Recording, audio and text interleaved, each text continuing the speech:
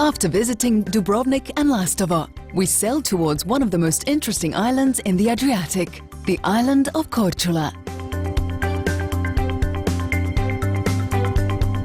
The city of Korcula is also called Little Dubrovnik, and according to a legend, one of the most famous world adventurers, Marco Polo, was born here.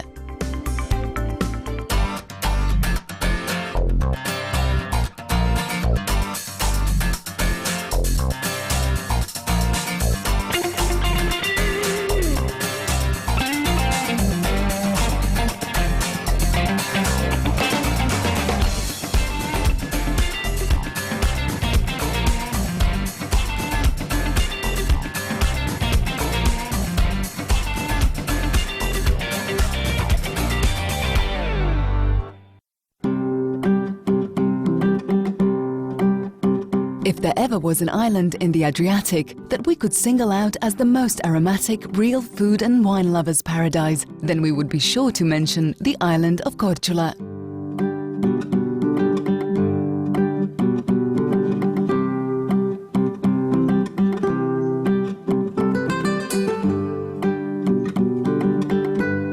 Almost every garden is filled with beautifully smelling citrus trees. Lemons, oranges, as well as figs and pomegranates are ripening at every turn.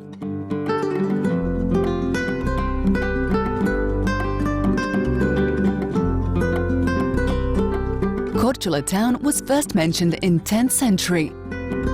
However, we still don't know exactly when it was established. Through its turbulent history, Korcula was under many different rulers. At different periods, Korcula was under reign of Croato-Hungarian kings, Austrians, French, Russians, English, and under Venice. The last one leaving the biggest impact.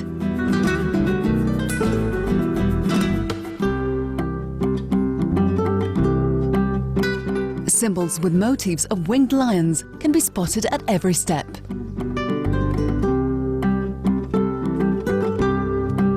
City floor plan resembles the shape of a fishbone, placing the central street in a position where it is protected from harsh winds that often blow around Korcula.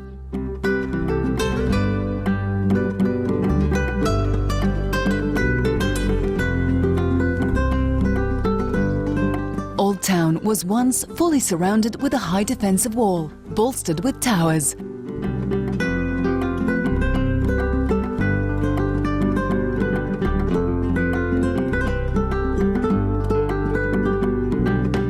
And for a long time throughout history, it was connected to the mainland by a drawbridge. There are two entrances to the Old Town: Moreska vrata, or the Sea Gate, from the west side, and Kopnena vrata, or the Land Gate, from the south side.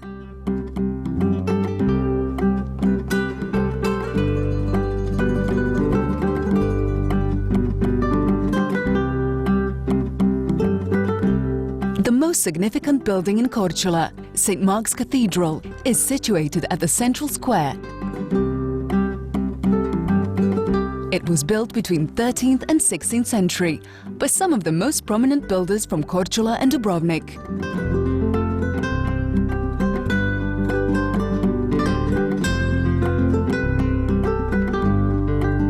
Nearby is the Veliki Revelin Tower, built in 1845.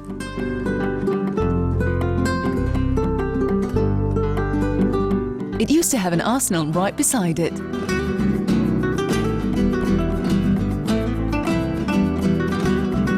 In the 18th century, the Venetian Republic used Korcula as a winter anchorage for its navy. At the tower, one can enjoy the exhibition of the Moreska dance, which is performed at the foot of the very tower. Moreska is a traditional sword dance from the 12th century, which used to be popular throughout the Mediterranean. Nowadays, they still dance Moreska only in Korcula. The first part of the dance is characterized by short dramatic action, while the second part is a fierce fencing fight between two armies. Moreska dance is very intense and fast. All the swords used in the performance are real, and even though they are not sharp, sparks do fly, and it is not uncommon for dancers to get injured. This truly is a must-see spectacle.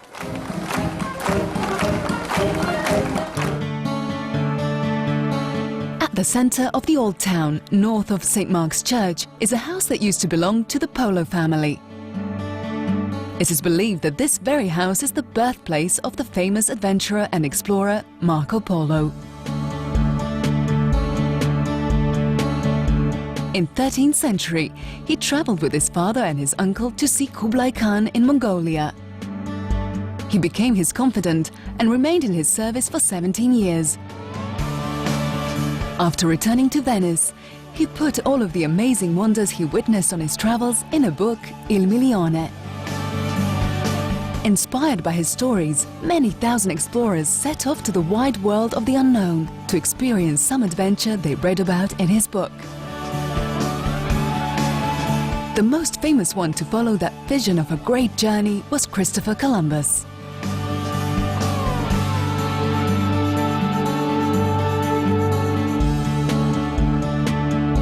Korcula Town Museum is situated in the Gabrieli's Palace, the most beautiful 16th century Renaissance-style building in the old town. In various museum collections, one can find out a lot about the life and work of people of this area.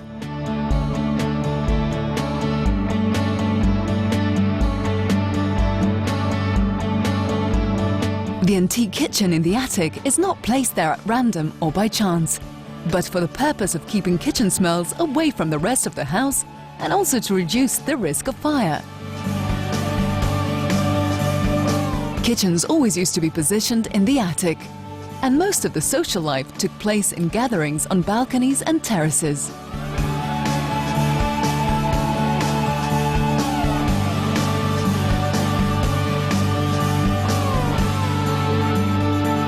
A beautiful small island Badia is on the opposite side of the town, and it is a sanctuary with a monastery and a church from the 15th century. Today, the only inhabitants of this place are the Franciscans, and the island is a popular place for daily excursions and swimming. Beautiful turquoise sea splashes onto sandy beaches.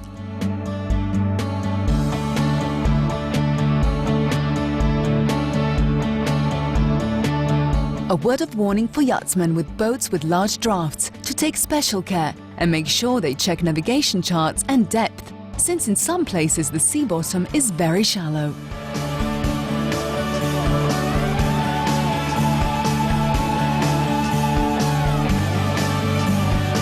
Today, Korcula is a perfect place for those who find Dubrovnik perhaps a little overcrowded and want to experience the charm and atmosphere of a beautiful medieval Mediterranean town.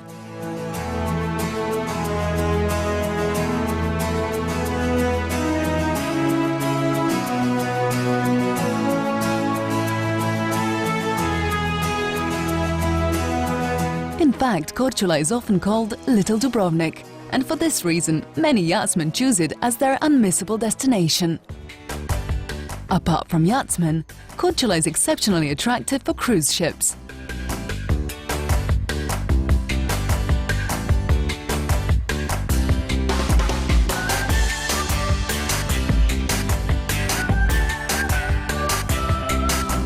In 2015, the port of Korcula has seen over 1 million travelers, some of them staying for longer and some for shorter periods of time.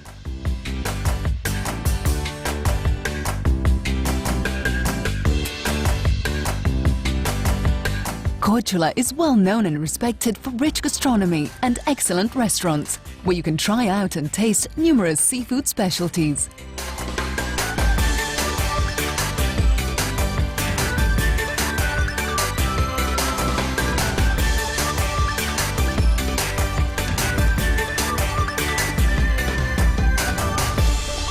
In one such restaurant, at the very heart of the old town, they make these delectable traditional fish specialties. In this part of the Adriatic, the best kind of fish are sea bream and groper. The most important thing to do while grilling a fish is turning it over at the right time, because you're supposed to turn it over only once. Each master has their own secret and recipe for the right time of turning fish over. The finished dish looks fantastic and it tastes even better. We found out that apart from a good piece of fish, for a real hedonistic experience, one needs to make sure to find some great company and a good quality wine.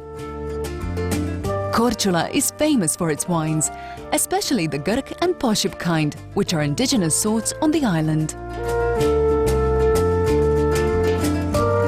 In addition to fish, another famous specialty of Korcula are Zhrnovsky macaroni.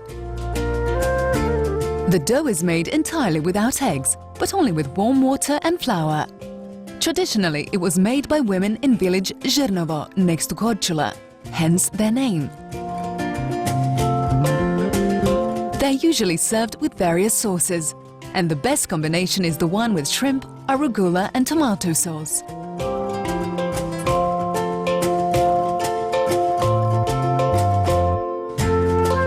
For those who love a real local island atmosphere, will find rural tourism extremely popular. It is customary to welcome guests over here with sweet liqueurs made of oranges and other homegrown fruit, and with some traditional confectionery, arancini and lemoncini. Candied orange and lemon peels, organically grown and untreated. We must mention prosciutto ham and cheese, always presented in an interesting way. Motar is a plant which grows on a rocky seashore, and when you eat it pickled, is very tasty and refreshing. Each farm has their own almost entirely homegrown produce, and therefore their own specialty.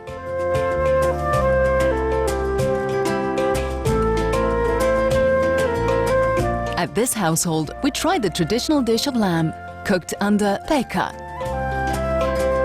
A peka is a large metal baking dish with a bell-shaped dome lid. It is used to cook food in an open fireplace, with hot coals and embers placed on top of the dome for even, slow cooking.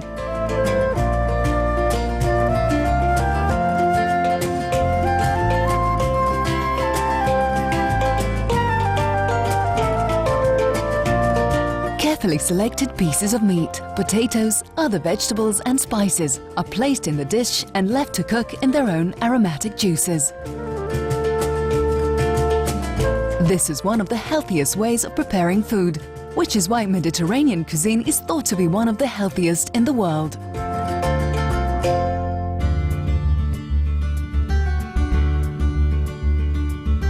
Accommodation in Korcula can easily be found in available apartments as well as in some of the beautiful hotels.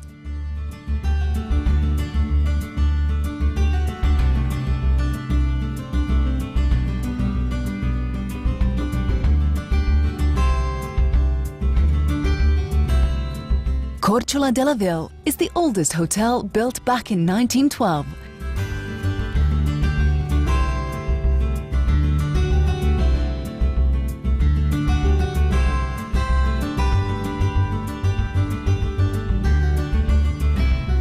It is situated on the best location in town, on the banks of the old city, overlooking the sea, so one can enjoy the most splendid sunsets while dining on a spacious terrace.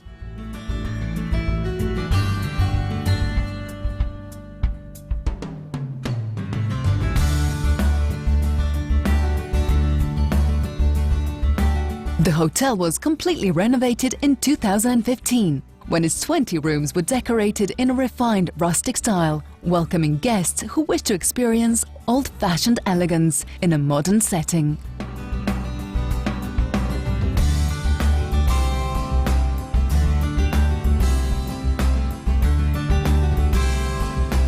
All the rooms have air conditioning and have modern appliances and equipment, as well as a safe to store valuables.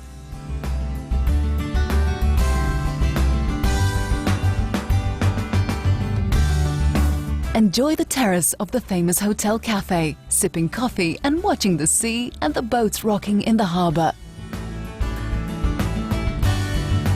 In the evening, do try some of the island's seafood delicacies from the restaurant's Cuisine à la carte, with live music and a romantic sunset scene.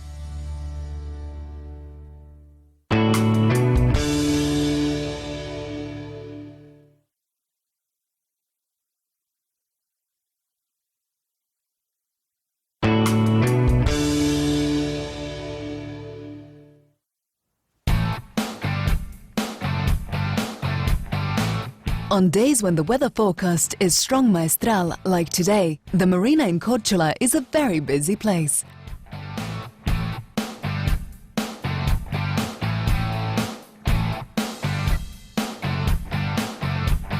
There is a search for an extra mooring, and it gets crowded by the minute.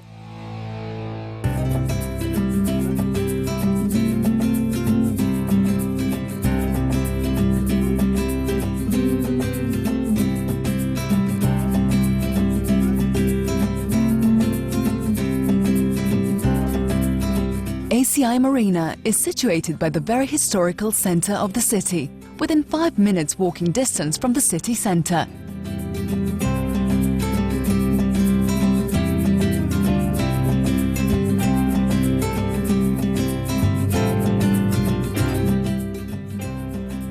View of the city, surrounded by ancient stone walls.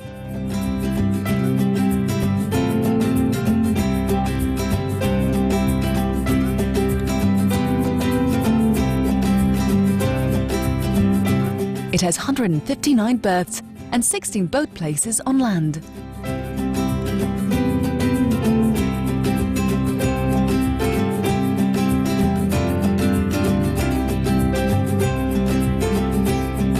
There is also the needed equipment for accepting larger yachts of up to 40 meters in length.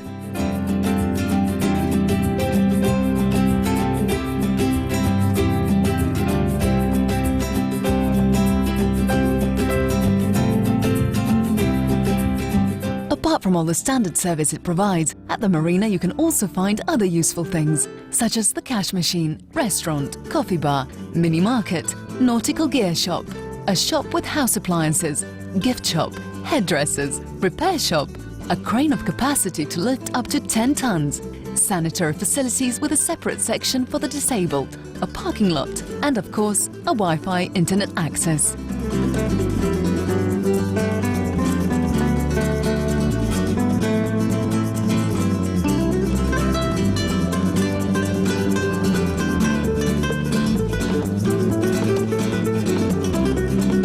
In 2013, ACI Marina Korcula was awarded a 3rd place in the category of the best small marina in the Adriatic.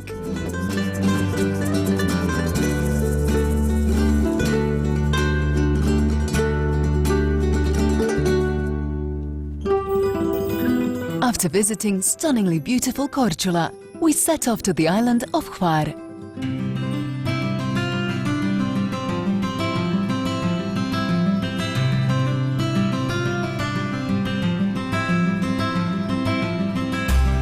We arrived to Stari Grad, the oldest known city in Croatia, established back in 384 BC.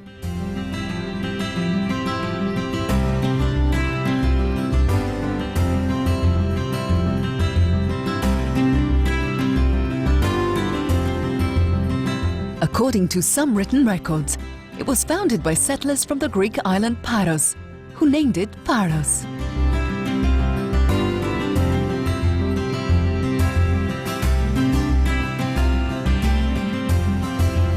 The city came under the rule of the Romans in 219 BC. Dating back from that period are numerous beautiful remains and mosaics, which can be seen in museums, but also simply by walking through Stari Grad.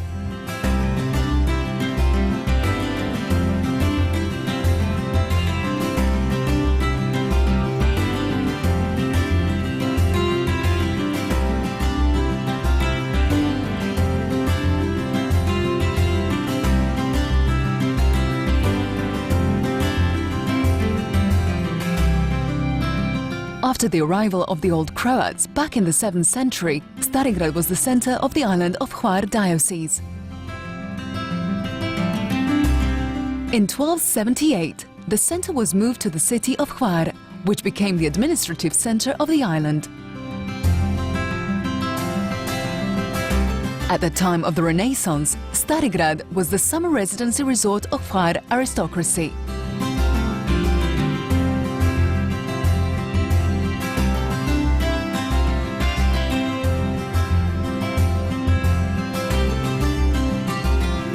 One of the most famous poets and builders of that time, Petar Hektorović, built a magnificent palace, Tvrdelj, which is still the most famous and most beautiful building in Stari Grad.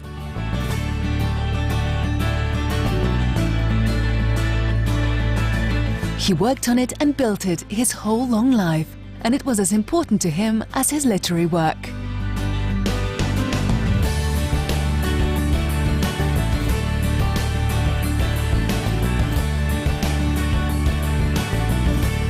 This is where he realized his idea of micro-universe, a small closed world where all God's creatures, fish, birds, plants and people have a space to live.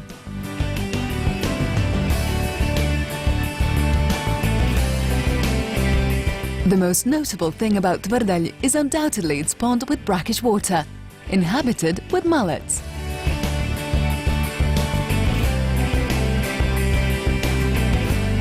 The pond probably grew from remains of some antique piscine or a port device.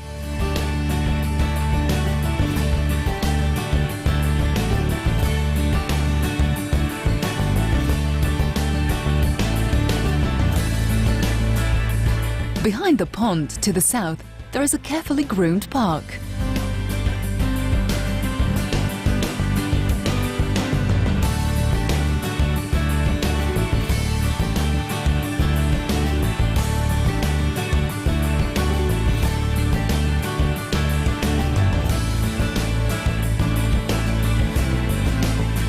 Most of the numerous Baroque-style buildings and churches were built in 17th and 18th century and are still holding its appearance today.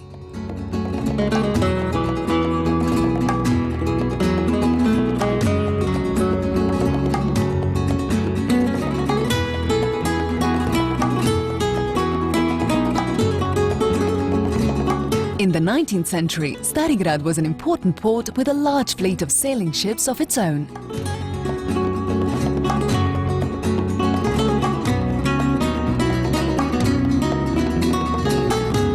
The most beautiful town square, named Shkor, is located on the site of the former shipyard, after which it was named.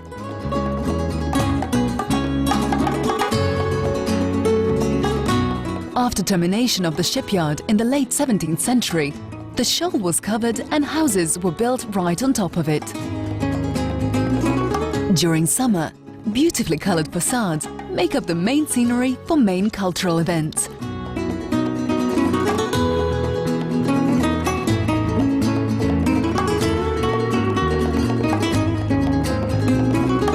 Central Street was the main artery of Stari Grad, a major commercial and economic center.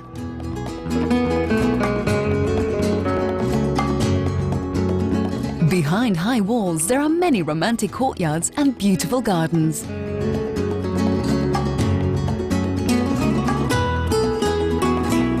In many of them one can notice remains of Roman mosaics.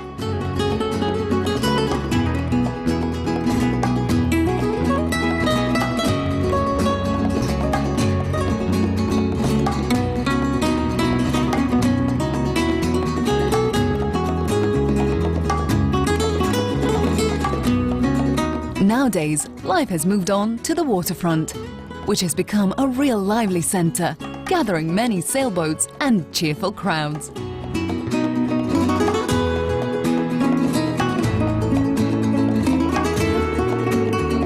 Wandering the streets of Stari Grad, we came across a very interesting gallery, occupied by some very peculiar beings.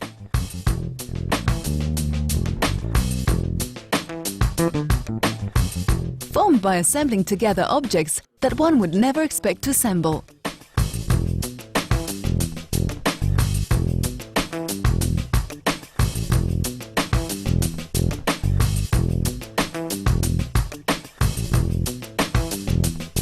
The artist Zoran Tadic has been collecting various pieces of wood for years, harvesting pieces he finds on the beach, different plants, roots, skeleton bones from animals, and using all of that to create strange creatures with very interesting stories.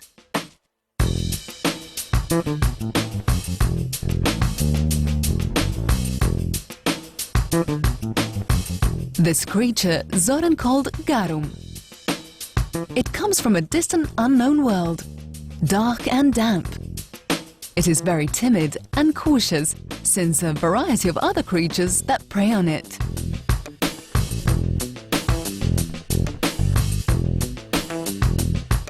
It has no mouth, and to be able to feed itself, it uses its antenna, which absorbs the energy of trees and other plants.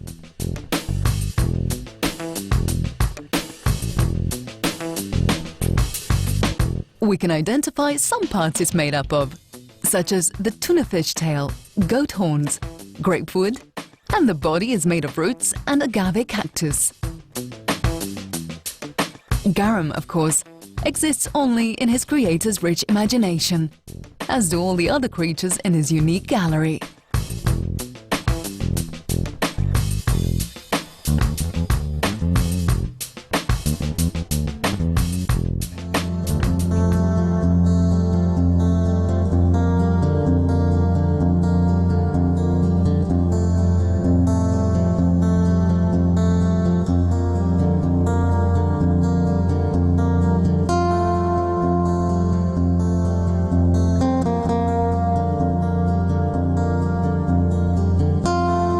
Stari Grad is also known for its superb traditional sweets, paprenjak.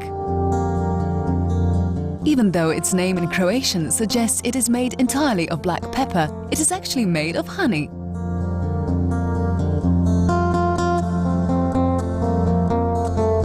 And it is as soft, sweet and fluffy as gingerbread. In the archives of the Bucic family from Hvar, there is an old recipe written in Italian, which dates back to 18th century. According to those notes, paprenjak was made with 3 pounds of honey. Heated up until it became foamy on the surface, it would then be taken off the heat and carefully mixed while adding some powdered saffron. Some pepper, cloves and cilantro would be mixed in, and then when the mixture would cool down enough, flour would be added in, creating a dough to form biscuits.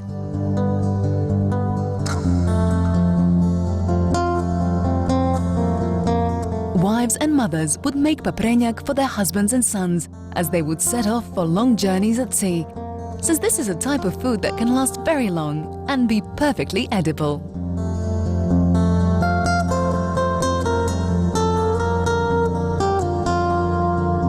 The people of Hvar say paprenjak has the quality of a natural barometer, because when it's softened, the rain comes, and when it hardens, the weather is dry and sunny with strong wind.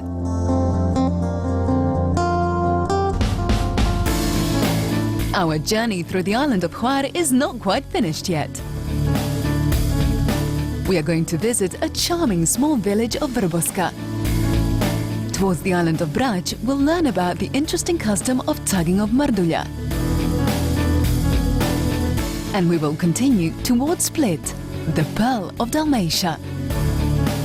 More about this and many other interesting findings you may see in the next episode of SAILHO Croatia.